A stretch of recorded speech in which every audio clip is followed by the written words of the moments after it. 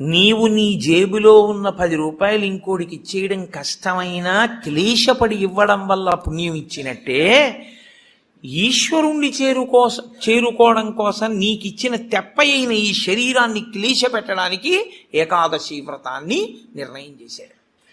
ఏకాదశి వ్రతం చాలా గంభీరమైన వ్రతం. అందుకే లోకంలో పెద్దలు ఏం చెప్తారంటే, స్వామి పుష్కరిణీ స్నానం, సద్గురోహపాద సేవనం, ఏకాదశి వ్రతం చాపి త్రయం అత్యంత దుర్లభం.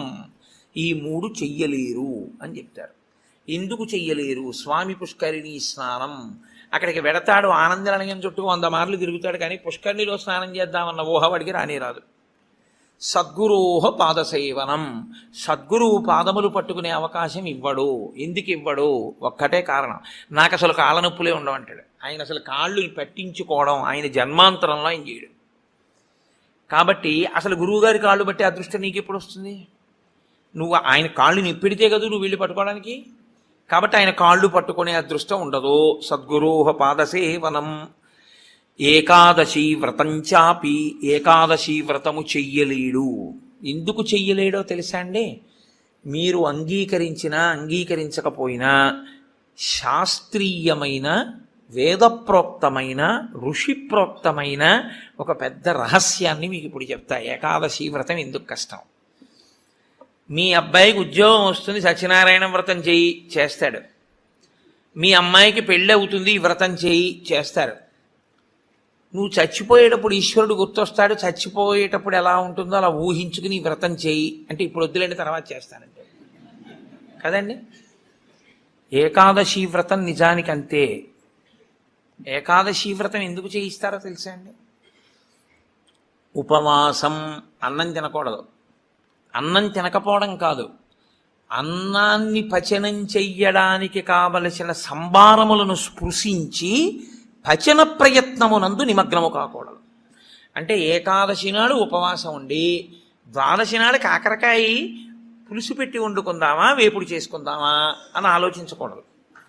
ద్వాదశి పారణ కోసం ఏకాదశి నాడు కాయగూరలు తరుక్కోకూడదు. ద్వాదశి నాటికి పనికొస్తుందని ఇవాళ పప్పు నానపోయకూడదు. అంటే అసలు మీ శరీరమును పోషించుకోవడానికి కావలసిన ఏ పనిని ఏకాదశి నాడు చేయకూడదు. మరి ఇంక ఏకాదశి నాడు ఏం చేయాలి?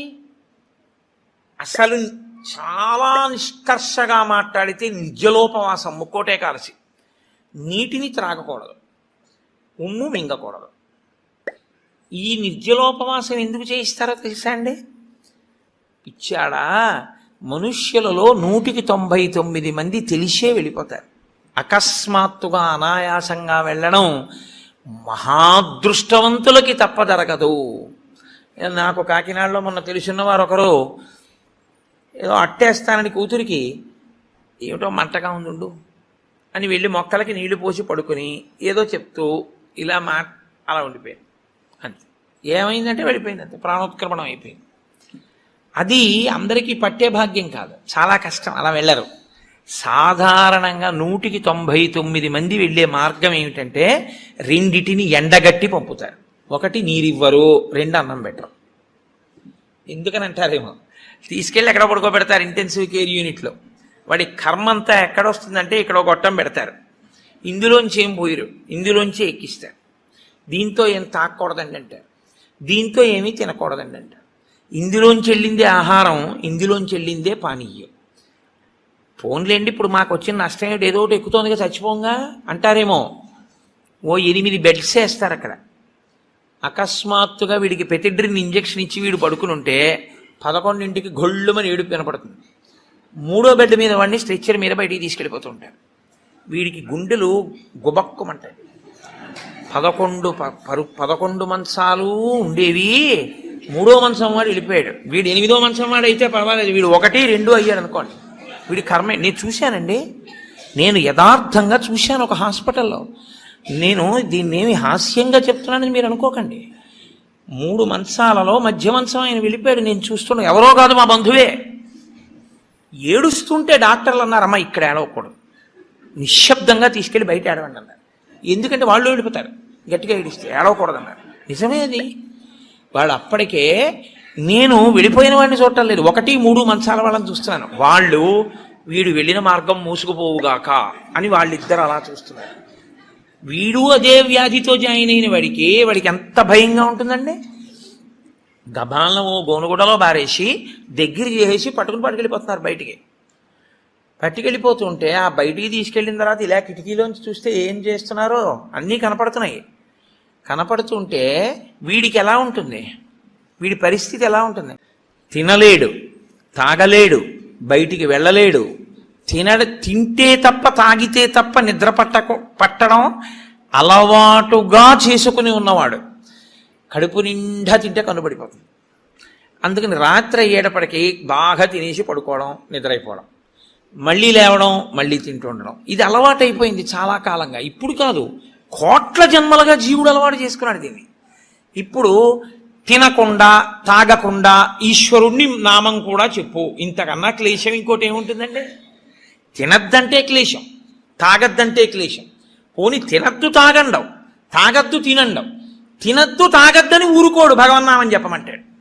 తినద్దనేటప్పటికే ఏమవుతుందంటే ఏకాదశి నాడు ఉపవాసం చేయండి అన్నాను అనుకోండి, ఇంకో దోశ ఇవాళ తినేద్దామండి రేపంతా ఉపవాసం అంటే. కాబట్టి తినద్దు అంటే భయం, తాగద్దు అంటే భయం. తినద్దు తాగద్దు అని ఊరుకోరు. భగవన్నామని చెప్పేటప్పుడు మనసును అలా ఈశ్వరుని యందు నిలబెట్టు అంటారు. ఇప్పుడు ఈ మూడు సాధించడం మీ పిల్లల కోసం కాదు, మీ భర్త కోసం కాదు, భార్య కోసం కాదు. ఎవరి కోసం? ఎవరికి వారి కోసం. ప్రతి పక్షంలోనూ ఒకసారి ఈ ఎక్సర్సైజ్ చేస్తే, ఈ వ్యాయామం చేస్తే, రిహార్సల్ అని ఒకటి ఉంటుంది. అంటే చూడండి, ఒక నృత్య ప్రదర్శన చేసేవాళ్ళు 10 మాటలు బయట వేసుకుంటారు. ఒకసారి ఇలా వేద్దాం ఇలా వేద్దాం, దాన్ని తీసుకొచ్చి చిట్ట చివర ఒకసారి రంగస్థలం మీద వేసేస్తారు. అలాగే ప్రతి పక్షంలోనూ ఒకసారి రిహార్సల్ వేస్తాడు, వెళ్ళిపోయేటటువంటి పద్ధతిని ఊహ చేస్తాడు. ఏమీ తినడం, ఏమీ తాగడం, ఈశ్వరుణ్ణే స్మరిస్తూ ఉంటాడు. ఇప్పుడు ఇది క్లేశపడిపోతూ ఉంటుంది, మనసుని మాత్రం ఈశ్వరుని ఎందే పెట్టుంచుతాడు. ఇది బాగా అలవాటైపోయింది. ఆ రోజు వచ్చేసింది, తినకూడదు తాగకూడదు, ఈశ్వరుడి మీద మనసు పెట్టాలి. అభ్యాసం కూసు విద్య కదూ, నిలబెట్టేస్తాడు. నిలబెట్టేస్తే ఏమయ్యాడు? ఆఖరి ఊపిరిలో కూడా ఆయన పేరు చెప్తూ వెళ్ళిపోతాడు.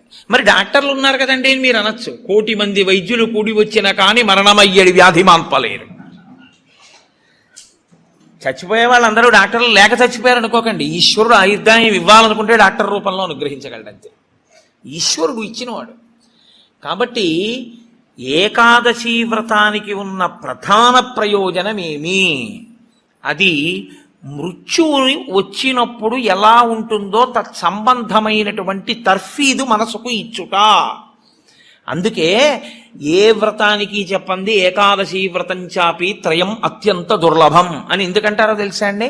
అసలు నువ్వు అలా ఊహ చేస్తూ కూర్చుని సిద్ధంగా ఉండడం 1/2 గంట చెయ్యలేవు. ఓ వారం ఓ పక్షంలో చేసి అయ్యి బాబోయ్ అలా మళ్ళీ ఏకాదశి వచ్చేస్తే మళ్ళీ అలా ఊహిస్తూ అలా ఉండాలంటే భయంగా ఉందండి, ముక్కోటి ఏకాదశి చేసేస్తానండి. కాబట్టి ఈశ్వరుడు అంటాడు, పోన్లే ఏడాదంతా చేయలేవా, బెంగెట్టుకోకు. మీరు ఉపవాసం చేసేటప్పుడు పండు కాని కాయ కాని అథవా కాసిన పాలు కాని తాగితే ఉపద్రవం ఏం రాదు, దానికి దోషం పట్టదు శాస్త్రం. ఎందుకంటే శాస్త్రం ఉపవాసం మీద చర్చ చేస్తుంది. ఉపనిషత్తుల్లో ఆ విషయం ఉంది, వేదంలో ఆ విషయం ఉంది. ఎప్పుడెప్పుడు ఉపవాసం ఎలా చెయ్యాలి అన్నది ఉంది. ఆదివారం నాడు కానీ, పౌర్ణమి నాడు కానీ, అమావాస్య నాడు కానీ రాత్రి ఉపవాసం మాత్రమే చెయ్యాలి, పగటిపూట ఉపవాసం చేయకూడదు. ఆదివారం నాడు రాత్రి ఏమీ తినకూడదు, పౌర్ణమి నాడు రాత్రి ఏమీ తినకూడదు, అమావాస్య నాడు రాత్రి ఏమీ తినకూడదు. ఆ ఉపవాస నియమం అక్కడ వరకే. పగటిపూట మీరు భోజనం చేసినా పలహారం చేసినా శాస్త్రం అడ్డురాలు. సాధారణంగా శాస్త్రం ఏం చెప్తుందంటే 2 పర్యాయములు తీసుకోమని చెప్తుంది. 2 పర్యాయములు తీసుకోవచ్చు, కానీ ఇక రాత్రి వేళ తినకూడదు. అష్టమి తిథి, చతుర్దశి తిథి, ఈ 2 తిథుల్లో పగటి వేళ తినకూడదు, రాత్రి వేళ తినాలి. పగటి వేళ ఏమీ తినకుండా ఊరుకుని నక్షత్ర దర్శనం అయిన తర్వాత మాత్రం భోజనం చేయొచ్చు. అది ఒక్క అష్టమి చతుర్దశి తిథులకు. కాబట్టి ఈ తిథులలో ఉపవాసాలకి, వారములలో ఆదివారం ఉపవాసాలకి, ఎందుకంటే వారాలు అన్ని యుగాల్లో లేవు, కలియుగంలోనే వారాలు. మీరు రామాయణాన్ని చూస్తే రామాయణంలో వారాలు ఉండవు. కాబట్టి వార నియమం ఎవరికి వచ్చిందంటే ఒక్క కలియుగంలోనే వచ్చింది. కలియుగంలో ఆదివారమే ఉపవాసం ఎందుకు పెట్టారో తెలుసా అండి? ఆరోగ్యం భాస్కరాది చేత్. ఆరోగ్యము సూర్యభగవానుడి యొక్క అనుగ్రహంతో నిలబడుతుంది. సూర్యభగవానుడు అధిదేవతగా కలిగినటువంటి రోజు, ఆయన యొక్క తేజస్సు ఎక్కువగా పరిపుష్టమయ్యే రోజు భానువారము, ఆదివారం. అటువంటి సూర్యభగవానుని యొక్క అనుగ్రహం కలగాలి అంటే ఆదివారం నాడు ఉపవసించాలి. ఉపవసించుట అన్న మాటని మీరు ఎప్పుడు రెండు కోణాల్లో అర్థం చేసుకోవాలి. రెండు కోణాల్లో అర్థం చేసుకోవడం అంటే, కడుపు ఖాళీ అయిన తరువాత మళ్ళీ వేయకుండుట. శరీరానికి ఆరోగ్యం ఎప్పుడూ డాక్టర్ దగ్గరికి వెళ్లకుండా ఉండడానికి 3 ఉన్నవాడు వెళ్ళడు అని ఆయుర్వేదం చెప్తుంది. ఎవరు వెళ్ళడు అంటే, కడుపులో వేసిన పదార్థమంతా ఖాళీ అయ్యే వరకు మళ్ళీ వెయ్యనివాడు. కడుపులో పదార్థం వేశారనుకోండి, అది పూర్తిగా పచనం అయిపోయి కడుపు ఖాళీ అయింది, అప్పటి వరకు వేడు మళ్ళీ. అలా వెయ్యని వాడెవడో వాడు వైద్య దర్శనం చెయ్యడు.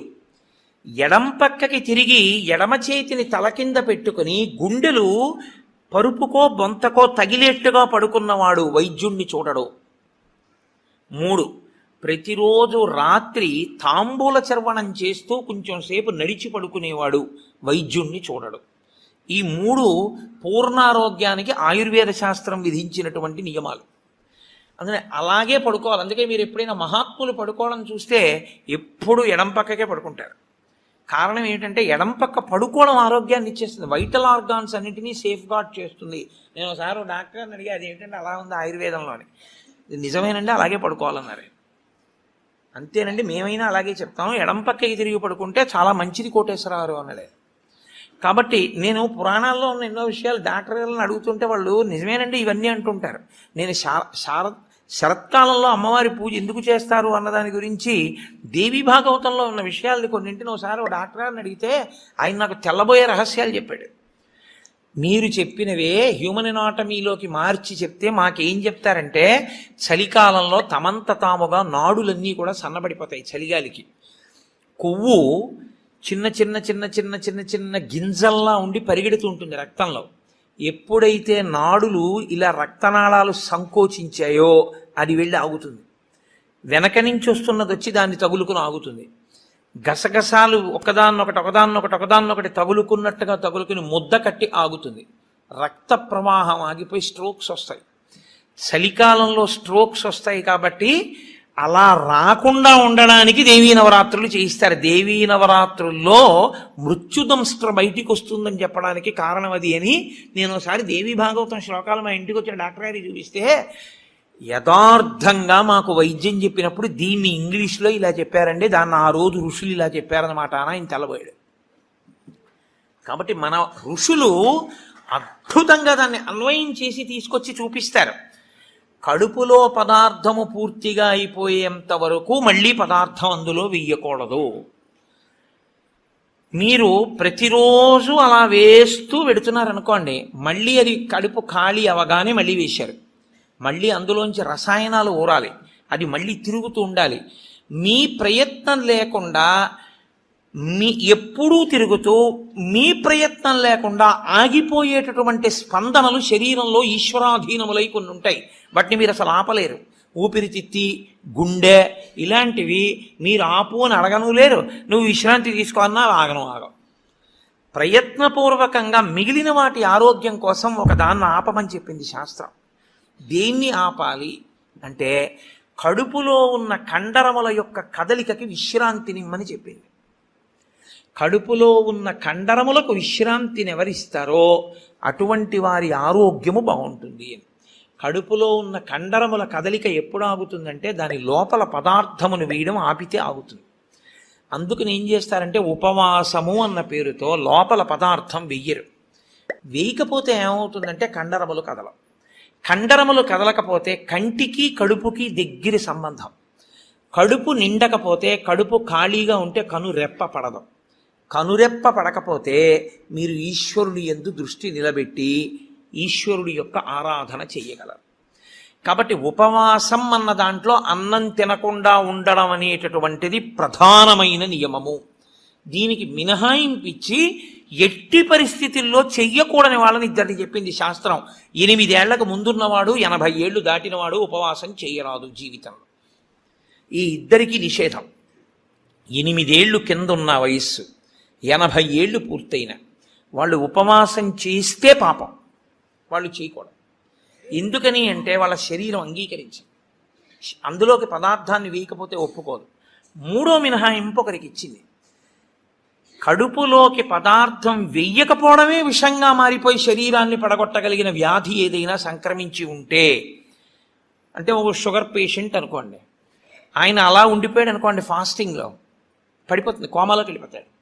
అప్పుడు ఆయన పదార్థాన్ని శరీరం నిలబెట్టుకోవడానికి కావలసినంత పదార్థాన్ని లోపలికి పంపినా ఆయన ఉపవాసం చేసినవాడే. మీరు ఎప్పుడూ ఒకటి గుర్తుపెట్టుకోవాలి, శాస్త్రం ఎప్పుడు మాట్లాడినా చాలా ఉదారంగా మాట్లాడుతుంది. శాస్త్రము కఠినంగా అసలు ఎప్పుడు ప్రవర్తించదు. అలా చెయ్యలేరు మీరు, నిజంగా చాలా కష్టం. కాబట్టి 8 సంవత్సరముల లోపు వాళ్ళు, 80 సంవత్సరములు దాటిన వారు ఉపవాసమును చేయరాదు. ఉపవాసమును చేయరాదు అంటే పదార్థమును విసర్జించి ఉండరాదు.